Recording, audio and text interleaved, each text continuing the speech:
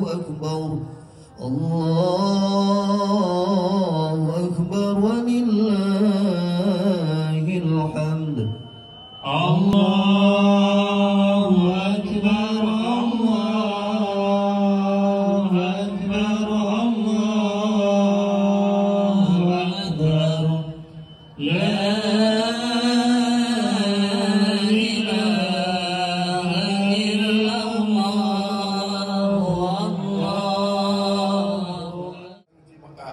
telah melewati salah satu rukun haji sebagai ritual yang cukup berat, yakni wukuf di Padang Arafah. Mari kita bersama-sama mendoakan orang tua kita, saudara-saudara kita, kerabat kita cintai ini. Allahu Akbar. Allahu Akbar, Allahu Akbar walillahil hamd. As-salah, as-salah. Allahu Akbar, Allahu Akbar, Allahu Akbar, Allahu Akbar, Allahu Akbar, Allahu Akbar, Allahu Akbar, Allahu Akbar, Allahu Akbar kabira, walhamdulillahi katsira, wa subhanallah bukratan wa asila. La ilaha illallah. Baru saja kita rukuk dan sujud sebagai pernyataan taat kepada Allah. Kita agungkan namanya, kita gemakan takbir dan tahmid sebagai pernyataan dan pengakuan atas keagungannya. Takbir yang kita ucapkan bukanlah sekedar gerak bibir tanpa arti, tapi merupakan pengakuan dalam hati, menyentuh dan menggetarkan relung-relung jiwa manusia yang beriman. Allah Maha Besar, Allah Maha Agung, tiada yang patut disembah kecuali Allah. Karena itu melalui mimbar ini saya mengajak kepada diri saya sendiri dan kepada hadirin sekalian, marilah bertakwa kepada Allah. Tundukkan kepala dan hati kita di hadapan Allah yang Maha Besar. Campakkan jauh-jauh sifat angkuh dan sombong yang dapat menjauhkan diri kita dari rahmat Allah. Apapun kebesaran yang kita sandang, kita kecil di hadapan Allah yang Maha Besar. Betapapun perkasanya kita lemah di hadapan Allah yang Maha Kuat. Betapapun hebatnya kekuasaan dan pengaruh kita tidak berdaya dalam genggaman Allah yang Maha Kuasa atas segala-galanya. Allahu Akbar, Allahu Akbar, Allahu Akbar walillahil hamd. Idul Adha yang kita rayakan pada setiap tanggal 10 Dzulhijjah juga dikenal dengan sebutan Hari Raya Haji, di mana kaum muslimin sedang menunaikan salah satu rangkaian ibadah haji yang utama, yaitu wukuf di Arafah. Mereka semua memakai pakaian serba putih dan tidak berjahit bagi laki-laki, yang disebut pakaian ihram, melambangkan persamaan akidah dan pandangan hidup. Mempunyai tata nilai, yaitu nilai persamaan dalam segala segi kehidupan. Tidak dapat dibedakan antara mereka, semua merasa sederajat, sama-sama sebagai hamba Allah yang harus mendekatkan diri kepadanya yang Maha Perkasa. Sambil bersama-sama membaca kalimat talbiyah, labbaik Allahumma labbaik, labbaik la syarika laka labbaik, innal hamda wa ni'mata laka wal mulk la syarika lak. Aku datang memenuhi panggilanmu ya Allah, aku datang memenuhi panggilanmu, tiada sekutu bagimu. Aku datang memenuhi panggilanmu, sungguh segala puji, nikmat dan seluruh kekuasaan adalah milikmu, tiada sekutu bagimu. Di samping itu Adha disebut hari raya haji, juga disebut Idul Kurban, karena merupakan hari raya yang menekankan kepada arti berkurban. Arti kurban adalah memberikan sesuatu untuk menunjukkan kecintaan kepada orang lain, meskipun harus menderita. Orang lain itu bisa anak, orang tua, keluarga, saudara, sebangsa dan setanah air. Ada pula pengorbanan yang ditujukan kepada agama, yang berarti untuk Allah. dan inilah pengorbanan yang sebenar-benarnya dan setinggi-tinggi nilainya. Masalah pengorbanan dalam lembaran sejarah, kita diingatkan kepada peristiwa yang menimpa Nabiullah Ibrahim alaihissalam serta keluarganya, Ismail dan Siti Hajar. Ketika hamba Allah ini telah membuat sejarah besar yang tidak ada bandingannya, yaitu ketika Nabiullah Ibrahim diperintahkan oleh Allah Subhanahu wa taala untuk menempatkan istrinya Siti Hajar bersama putranya Ismail yang saat itu masih bayi menyusu. Mereka ditempatkan di suatu lembah yang tandus gersang, tidak tumbuh sebatang pohon pun. Lembah itu demikian sunyi dan sepi, tidak ada penghuni seorang pun. Nabiullah Ibrahim sendiri tidak tahu apa maksud sebenarnya dari wahyu Allah yang menyuruh menempatkan istri dan putranya yang masih bayi itu ditempatkan di suatu tempat yang paling asing di sebelah utara, kurang lebih 1.600 km dari negaranya sendiri, Palestina. Tapi baik Nabiullah Ibrahim maupun istrinya Siti Hajar menerima perintah itu dengan ikhlas dan penuh tawakal. Karena pentingnya peristiwa tersebut, Allah mengabadikannya dalam Al-Quran surat Ibrahim ayat 37. Rabbana inni askantu min dhurriyyati biwadin ghairi dhi zar'in 'inda baitikal muharram. Rabbana liyuqimus shalah faj'al af'idatan minas nasi tahwi ilaihim warzuqhum minas thamarati la'allahum yashkurun. Yang artinya, wahai Tuhan kami, sungguhnya hamba telah menempatkan sebagian keturunan hamba di suatu lembah yang tidak mempunyai tanaman sedemikian rupa di dekat rumahmu Baitullah yang dimuliakan.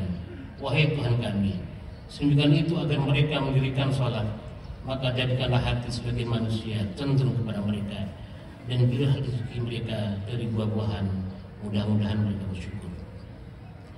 Seperti yang diceritakan oleh Ibnu Abbas, bahwa tatkala Siti Hajar kehabisan air minum hingga tidak bisa menyusui putranya Ismail, beliau mencari air kesana kemari sambil berlari kecil antara Bukit Sofa dan Marwah sebanyak 7 kali. Tiba-tiba Allah mengutus malaikat Jibril membuat mata air Zam-Zam. Siti Hajar dan Nabi Ismail pun memperoleh sumber kehidupan. Allahu Akbar, Allahu Akbar, Allahu Akbar, walillahil hamd. Idul Adha yang kita peringati hari ini disebut juga Idul Nahri, artinya hari raya memotong kurban binatang ternak. Sejarahnya adalah bermula dari ujian paling berat yang menimpa Nabiullah Ibrahim alaihissalam. Bermula dari kesabaran dan ketabahan Ibrahim dalam menghadapi berbagai ujian dan cobaan, Allah memberinya sebuah anugerah, sebuah kehormatan, Khalilullah, kekasih Allah. Setelah titel Khalilullah disandangnya, malaikat bertanya kepada Allah, ya Tuhanku, mengapa engkau menjadikan Ibrahim sebagai kasihmu, padahal ia disibukkan oleh urusan kekayaannya dan keluarganya? Allah berfirman, jangan engkau menilai hambaku Ibrahim ini dengan ukuran lahiriah, tengoklah isi hatinya dan amal baktinya. Sebagai realisasi dari firman-Nya ini, Allah Subhanahu wa taala mengizinkan kepada para malaikat menguji keimanan dan ketakwaan Nabiullah Ibrahim, dan ternyata kekayaan dan keluarganya tidak membuatnya lalai dari taat dan ingat kepada Allah. Dalam kitab Mishkatul Anwar disebutkan bahwa Nabiullah Ibrahim alaihissalam memiliki kekayaan 1000 ekor domba, 300 lembu, dan 100 ekor unta. Riwayat lain mengatakan bahwa kekayaan Nabiullah Ibrahim mencapai 12.000 ekor ternak. Ini suatu jumlah yang menurut orang di zamannya adalah tergolong milioner. Ketika pada suatu hari Ibrahim ditanya oleh seseorang, "Ini siapakah binatang ternak sebanyak ini?" Maka dijawabnya, "Kepunyaan Allah, tapi kini sedang dititipkan kepadaku. Sewaktu-waktu bila Allah menghendaki, aku akan serahkan semua. Jangankan hanya binatang ternak, bila Allah meminta anak sayanganku Ismail pun, niscaya akan aku serahkan juga." Ibnu Katsir dalam tafsirnya mengungkapkan bahwa pernyataan Nabiullah Ibrahim yang akan mengorbankan anaknya jika dikehendaki oleh Allah itulah yang kemudian dijadikan bahan ujian, yaitu Allah menguji keimanan dan ketakwaan Nabiullah Ibrahim melalui mimpinya yang hak, agar ia mengorbankan putranya yang kali itu masih berusia 7 tahun. Anak yang elok rupawan, sehat dan lucu ini akan dikorbankan dan disembelih dengan menggunakan tangannya sendiri. Sungguh sangat berat ujian ini. Peristiwa yang spektakuler itu diabadikan oleh Al-Quran dalam surat As-Saffat ayat 102.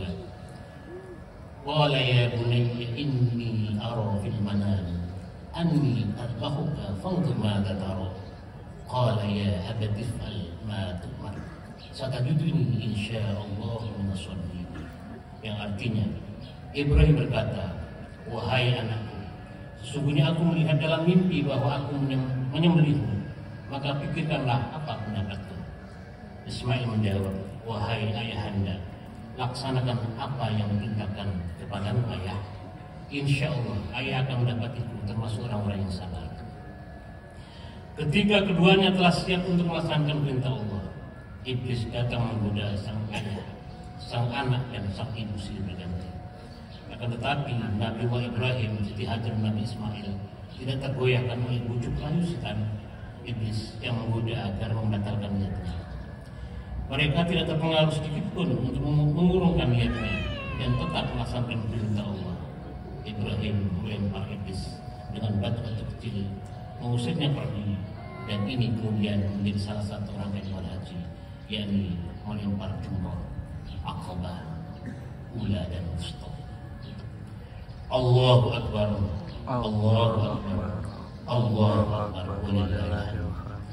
Ketika sang ayah belum juga mengayunkan pisau di leher putranya, Ismail mengira ayahnya ragu, seraya ia melepaskan tali pengikat kaki dan tangannya, agar tidak muncul suatu pesan atau image dalam sejarah bahwa sang anak menurut untuk dibaringkan karena dipaksa.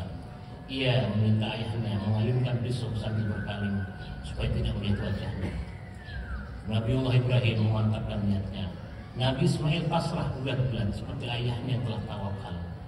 Sedetik sebelum pisaunya harus digerakkan, tiba-tiba Allah berseru dengan firman-Nya, menyuruh menghentikan perbuatannya. Tidak usah diteruskan pengorbanan putranya itu. Allah telah meridhoi kedua hambanya yang berserah diri itu. Sebagai imbalan keikhlasan mereka, Allah mencukupkan dengan penyembelihan seekor domba sebagai korban, sebagaimana diabadikan dalam surat As-Saff ayat 107 sampai 110. Wa fadainahu bidabhin azim wa tarakna 'alaihi fil akhirin salamun 'ala Ibrahim kadzalika nadzil muhsinin. Artinya, dan kami tebus anak itu dengan seekor sembelihan yang besar. Kami abadikan untuk Ibrahim di kalangan orang-orang yang datang kemudian. Salam sejahtera terlimpah kepada Ibrahim. Demikianlah kami memberikan balasan kepada orang-orang yang berbuat baik. Menyaksikan tragedi penyembelihan yang tidak ada bandingannya dalam sejarah umat manusia itu, malaikat Jibril terharu dan kagum. Seraya terlontar darinya suatu ungkapan, Allahu Akbar, Allahu Akbar, Allahu Akbar. Nabi Ibrahim menjawab, La ilaha illallah, Allahu Akbar. Lalu disambung oleh Nabi Ismail, Allahu Akbar. Inilah sejarah pertamanya korban di hari raya korban yang kita peringati pada hari ini. Korban yang diperintahkan tidak usah anak kita, cukup binatang ternak, baik kambing, sapi, unta maupun yang lainnya. Pengorbanan Nabiullah Ibrahim alaihissalam yang paling besar dalam sejarah umat manusia itu membuat Nabiullah Ibrahim menjadi seorang nabi dan rasul yang besar dan mempunyai arti yang besar. Hikmah yang dapat diambil dari pelaksanaan salat Idul Adha bahwa hakikat manusia adalah sama, yang membedakan hanyalah takwanya. Dan bagi yang menunaikan ibadah haji pada wukuf di Arafah memberi gambaran bahwa kelak manusia akan dikumpulkan di padang mahsyar untuk mempertanggungjawabkan amal perbuatannya masing-masing selama hidup di dunia. Yang dinilai oleh Allah bukanlah hanya daging-daging yang dibagikan, tetapi Allah melihat hatinya yang bertakwa, ikhlas dan ridho memenuhi perintah Allah dengan getaran cinta, melebihi cintanya kepada yang lainnya, cinta kepada Allah sama pencipta, dan hatinya lembut menyayangi sama ciptaannya. Karena mencintai ciptaan berarti mencintai penciptanya, dan menghargai ciptaan berarti ia telah menghargai penciptanya. Bila hati ini telah bertakwa, maka menuntun lisan ini menjadi lisan yang bertakwa, menuntun mata ini menjadi mata yang bertakwa, menuntun pikiran ini menjadi pikiran yang bertakwa, dan menuntun seluruh anggota tubuh ini menjadi anggota tubuh yang bertakwa. Bila keadaan ketakwaan ini yang telah dicapai, maka salat yang dilakukan bukan hanya sekedar ucapan, gerak tubuh dan hitungan rakaat saja, tetapi hatinya penuh dengan rasa mahabbah. Demikian pula zakat, puasa, haji, dan ibadah-ibadah makhluk dan gairu makhluk lainnya. Bahkan mata yang ia gunakan untuk memandang, maka setiap pandangannya menyalurkan energi cinta. Tangan yang ia gunakan untuk berbuat akan mengandung energi cinta. Lisan yang ia gunakan untuk berkata dan menyampaikan kabar juga dengan penuh energi cinta. Seluruh gerak di segala sisi kehidupannya penuh dengan energi mahabbatullah, cinta dan kasih sayang yang sangat dirasakan oleh orang-orang sekitarnya. Itulah makna firman Allah dalam Al-Quran surat Al-Hajj ayat 37. La yanalallaha luhumuha wa la dima'uha walakin yanaluhu taqwa minkum. Artinya daging-daging binatang kurban dan darahnya itu sekali-kali tidak dapat mencapai kecintaan Allah, tapi ketakwaan hatimulah yang dapat mencapainya. Mudah-mudahan hari raya Idul Adha kali ini mampu menggugah hati kita untuk menjadi hamba-hamba Allah yang bertakwa, ikhlas, taat, dan mencintai Allah dan Rasulnya, melebihi ketaatan dan cintanya pada apapun juga. Damailah bangsaku, damailah Indonesia, damailah dunia. Amin, amin, amin ya rabbal alamin. A'udzubillahi minasyaitonir rajim. Bismillahirrahmanirrahim. Inna a'tainakal kautsar wa shalli li rabbika wanhar. Inna syani'aka wal abtar. Barakallahu li wa lakum fil Qur'anil 'azim wa nafa'ani wa iyyakum bima fihi min al-ayati wa dzikril hakim wa taqabbal minni wa minkum tilawatahu innahu was-sami'ul 'alim. Fastaghfiruhu innahu huwal ghafurur rahim. Allah la ilaha illallah wallahu akbar. Allahu akbar walillahil hamd. Allahu akbar, Allahu akbar, Allahu akbar. La ilaha illallah wallahu akbar. Allahu akbar walillahil hamd. Allahu akbar, Allahu akbar, Allahu akbar. La ilaha illallah wallahu akbar. Allahu akbar walillahil hamd. Allahu akbar, Allahu akbar, Allahu akbar. La